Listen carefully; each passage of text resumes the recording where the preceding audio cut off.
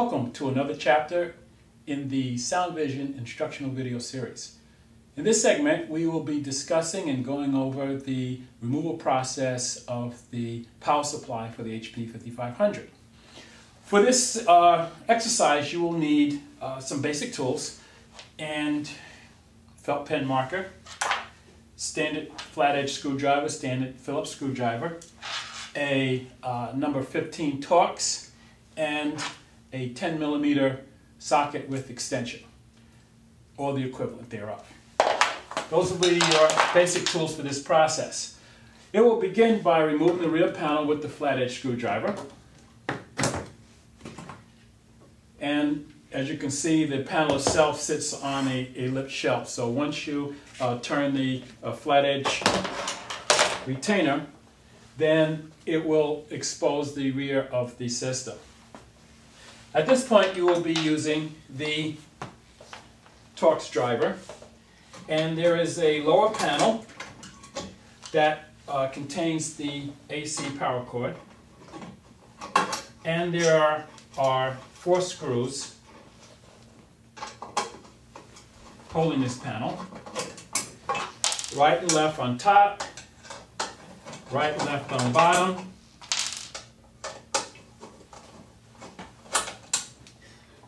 And at that point, this panel will come away from the main assembly. There is a fan guard or an air channel plate that is between the power supply itself and the AC regulator, and that will also need to be removed at this point. There are, set that to the side, it's 1, 2, 3 screws. There's a 4th screw on the side of this panel. And at that point, having removed those 4 screws, this whole cowl or cover, air duct, however you want to describe it, will be removed from the assembly.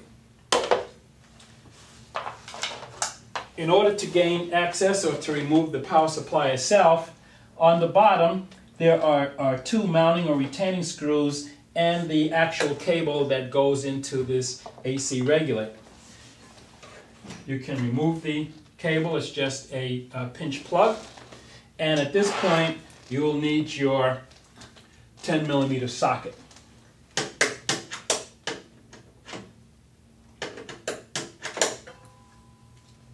Okay.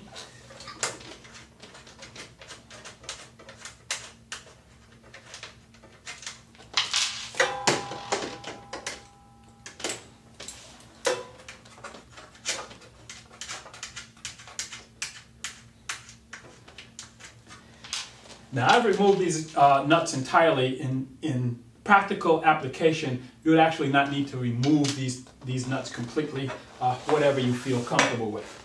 At this point, we can move to the top of the power supply structure. And as you can see, there are a number of cable connections along with the hardware mounting.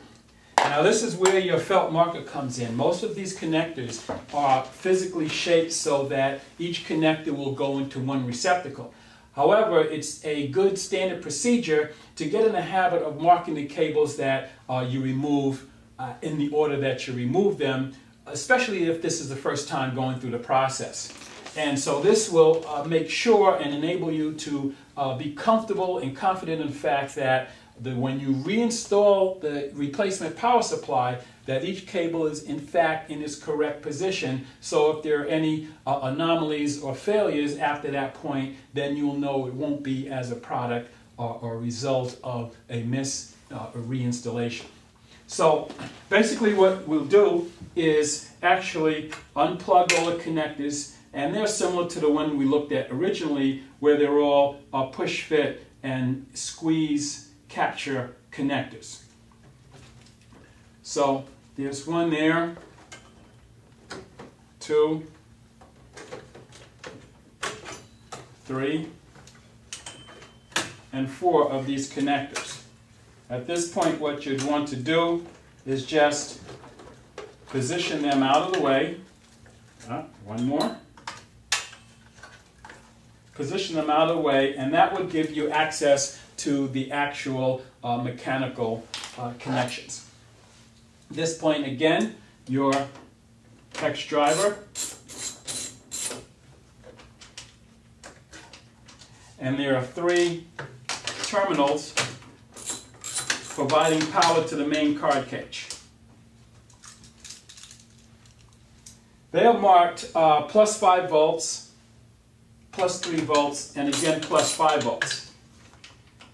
Again, I recommend highly marking these cables as you remove them.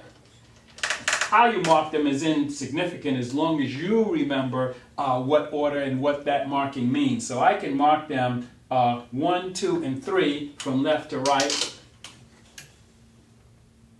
anywhere on the connector or the cable, doesn't matter. And so I can put corresponding marks to 1, 2, and 3. I can put corresponding marks to the actual power plugs, lugs that are on the system. So when I reassemble, I know everything matches up correctly. Again, at this point, I will need my flat edge screwdriver. And there is a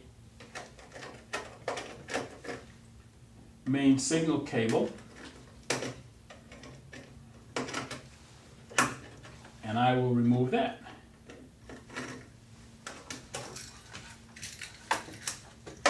So at this point, you should see that most of the cables connecting the power supply have been disengaged. Along the top edge of the power supply are, again, a series or row of screws. You notice that there are 2 sizes. The size that you need to be interested in is the 10 millimeter socket size. The smaller screws do not have to be removed to take out the supply itself.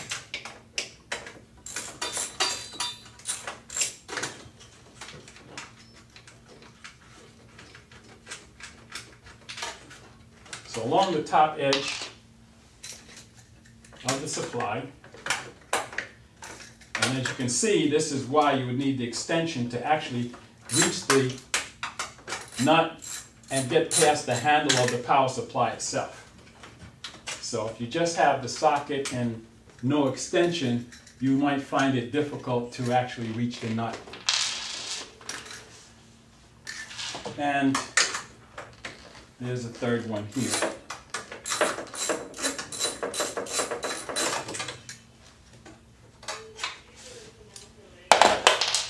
At this point, you're ready to remove the power supply. Just take a double check to make sure that in fact you have disconnected all of the mechanical nuts and bolts, all of the cables. If you have completed that process correctly, grabbing the handle, the top portion of the power supply will move towards you, and lifting up off the bottom where you took the other nuts off, you can see now that the power supply has been removed. In order to reinstall, just reverse the process.